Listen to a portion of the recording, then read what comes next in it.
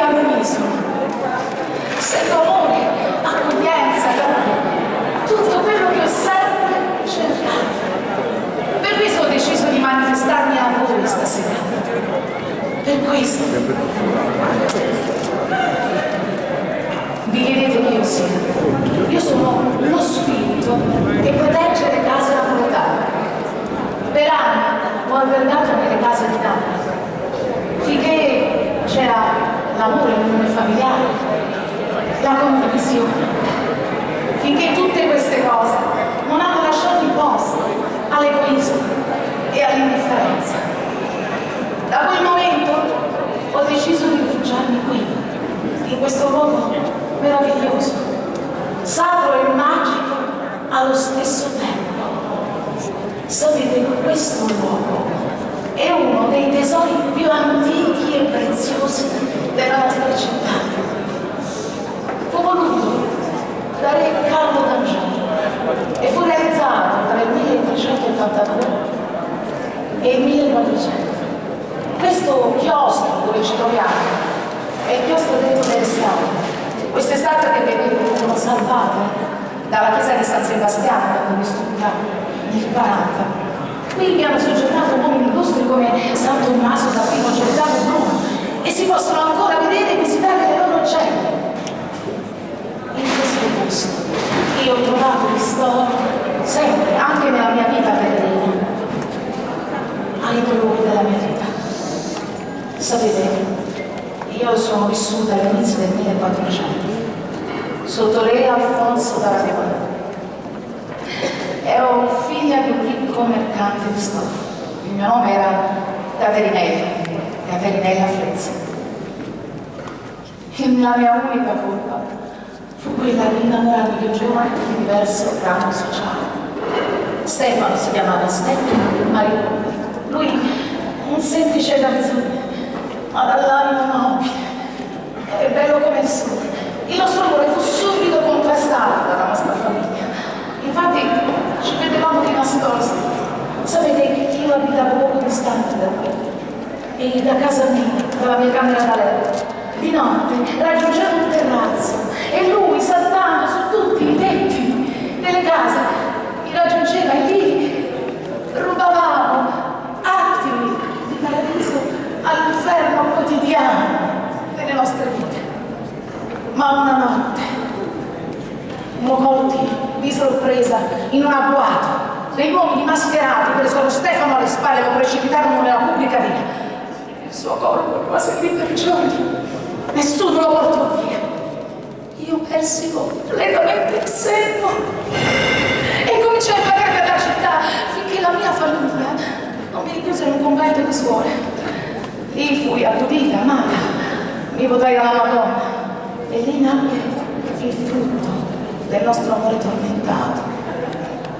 Un bambino che purtroppo, nonostante le mie preghiere, era un'altra anima infelice, perché il bambino cresceva male, sempre gracile nel corpo, piccolo, la testa molto più grande, gli occhi sofferenti. Le suore, quando scendeva per strada, lo coprivano con un saio ed un cappuccio per non farlo dividere dalla gente.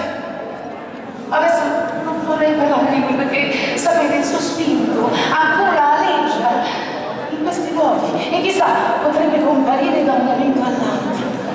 Ma adesso, prima di congedarvi da voi, vorrei augurarvi tutto il bene che posso, tutta la mia protezione.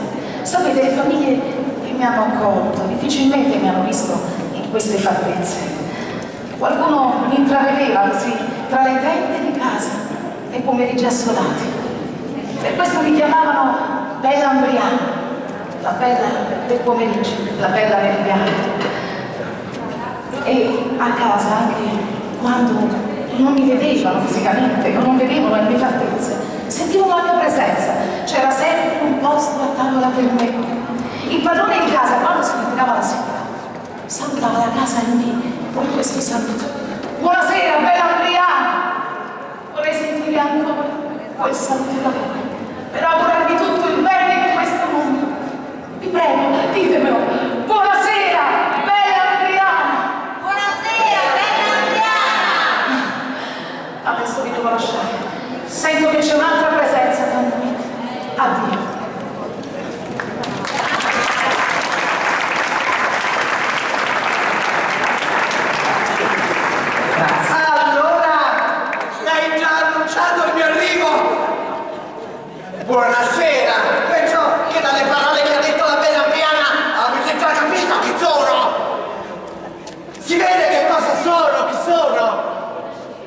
Maciello!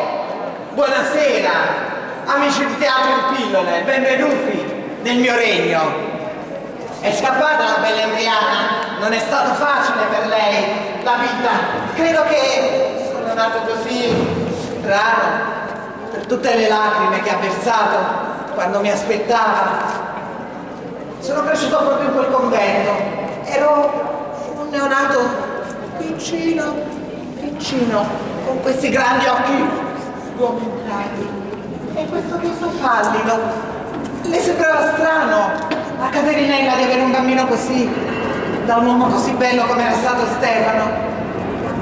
E poi crescevo sempre piccolo e vacilento. E lei, seguendo il consiglio delle monache che ci davano da vivere, decise di godarsi alla Madonna e vestirmi con questo saio. E così io uscivo fuori in questi vicoletti, qua intorno, davanti alle botteghe, e tutti mi guardavano con stupore e disprezzo e mi riempivano di ingiurie, lazzi, scherzi, e io correvo, scappavo.